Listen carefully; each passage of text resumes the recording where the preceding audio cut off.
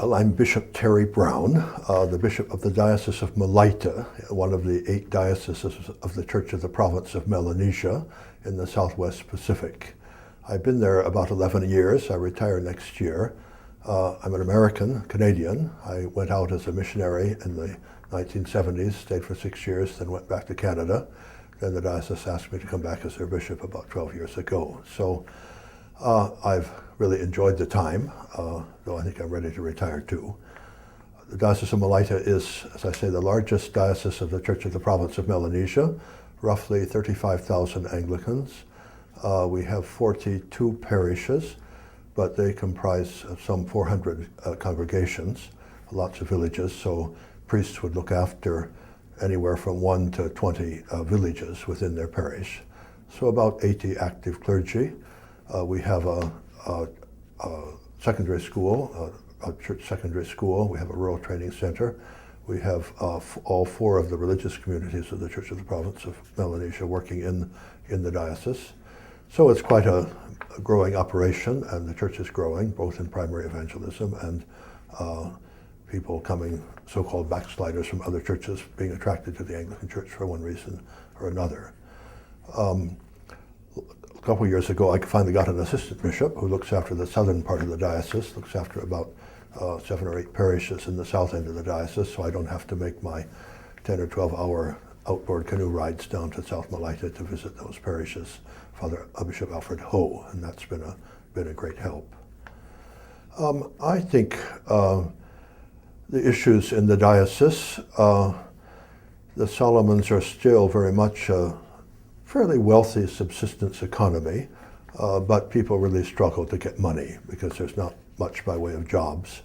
You think of the jobless rate in North America, well, that's the job rate in Melanesia. And so people do a bit of market gardening and they try to find ways to earn money to support their families, to pay school fees in particular. So economic struggle is a struggle, and how the church might help in that is not always so clear. It's more often government policies and aid policies and so forth. But we try to encourage self-support and try to encourage not a kind of a dependency mentality.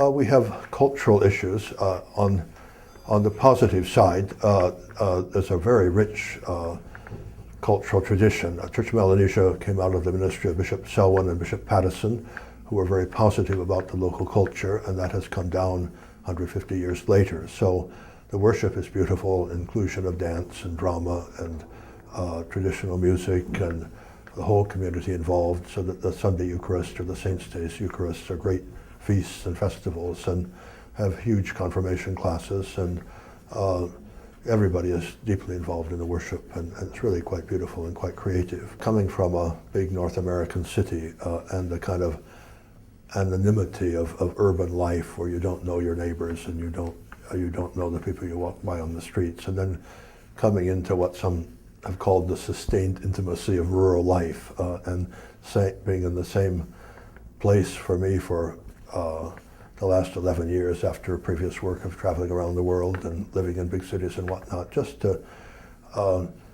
people's capacity for friendship, people's capacity for relationship, including young people. I mean, we have no television. I mean, people do watch videos occasionally, but we've got young people who dance and young people who are involved in all sorts of good activities. Of course, a lot of temptations and a lot of problems.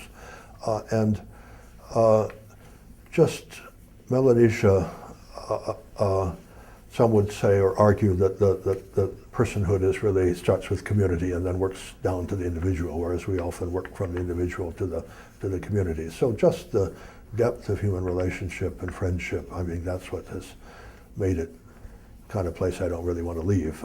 And how to bring that across to our settings is not easy sometimes, but certainly visitors who come are sort of drawn in and really fall in love with people and with places and the culture. And I think that importance of relationship is such that I think maybe that's one reason why the Church of Melanesia has not really got so involved in the current Anglican communion controversies, because the tendency is to absorb and want to be in communion with everybody. So I'm not aware of any great great push to be excommunicate from the Episcopal Church or from the Church of Nigeria or the Church of Uganda. Melanesian life is about communion and friendship, and I think that should be an encouragement to other parts of the communion.